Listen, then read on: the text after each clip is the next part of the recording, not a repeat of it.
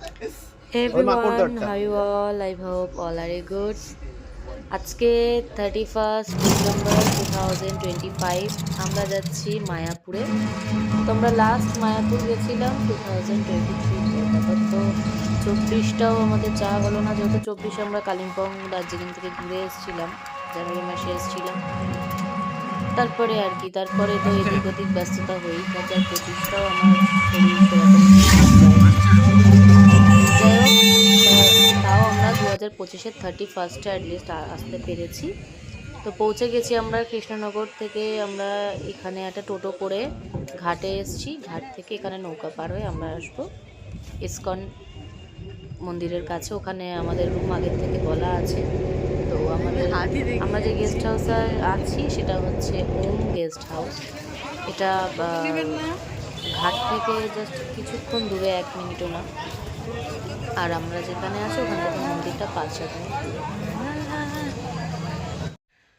তো রুমে চলে এলাম, জাস্ট ঢুকলাম, এখনো ফ্রেশ হয়নি।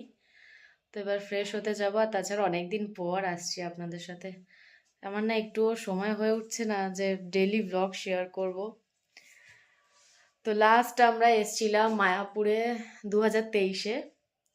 তারপরে 2024-25-25-এই এলাম, 25-এর শেষে এলাম, আজকে 31st।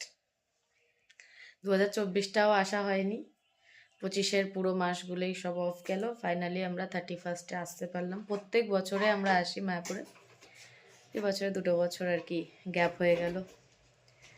যাই হোক, ভগবান না টানলে তো আর আসতে পারবো না, ভগবান টেনেছে তাই এসছি। তো চলো আবার ফ্রেশ হই, আবার পরে আসছি। তো স্নান করে উঠলাম, আর এখন স্নান করে উঠে দেখি 3টে বেজে গেছে। আর আমরা অবশ্য স্টেশন থেকে নেমে বাইরে থেকে খেয়েই এসছি, তো সেরকম আমাদের এখন কোনো খিদে নেই। একটু পরে বেরোবো মন্দিরে, একটু বিকেলটা হলেই। আর এই যে এখানে সব গুছিয়ে নিয়েছি, এগুলো সব যা যা লাগে আর কি।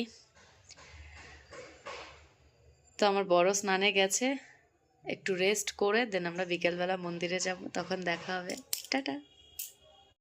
তো রেডি হয়ে গেছি, এখন বাজে বিকেল 4টে।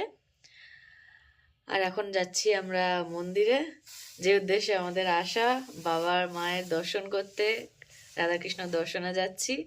আর ওর খুব ঠান্ডা লেগেছে, ওই জন্য কালিম্পংয়ের ও জ্যাকেটটা বের করেছে, আর আমি এই স্যুটটা পরেছি। তো চলো আবার মন্দিরে গিয়ে কথা হবে। টাটা।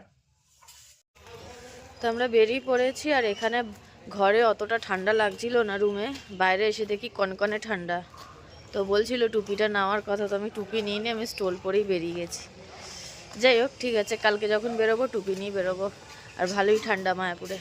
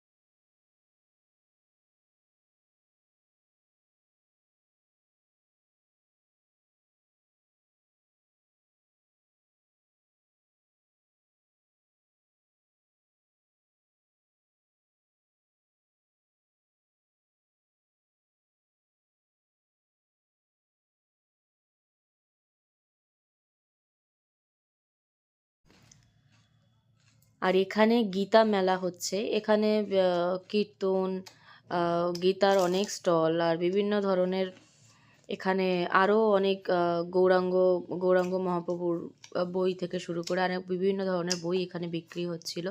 তো এই গীতা মেলাটাও কিন্তু আমি ফার্স্ট টাইম দেখলাম এবারে এসে। আগের বারে আমরা যখন এসেছিলাম তখন এইগুলো ছিল না। এখন অনেক কিছুই নতুন নতুন এখানে হয়েছে, নতুন নতুন জিনিস দেখতে পাচ্ছি এখানে।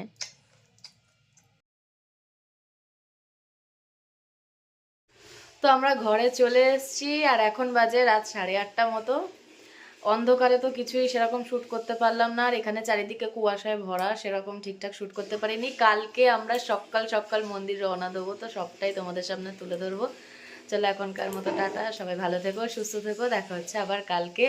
সবাইকে অ্যাডভান্স হ্যাপি নিউ ইয়ার। নতুন বছর তোমাদের জীবনে অনেক অনেক অনেক আলোয় ভরে উঠুক। আবার দেখা হচ্ছে কালকে। Bye, good night.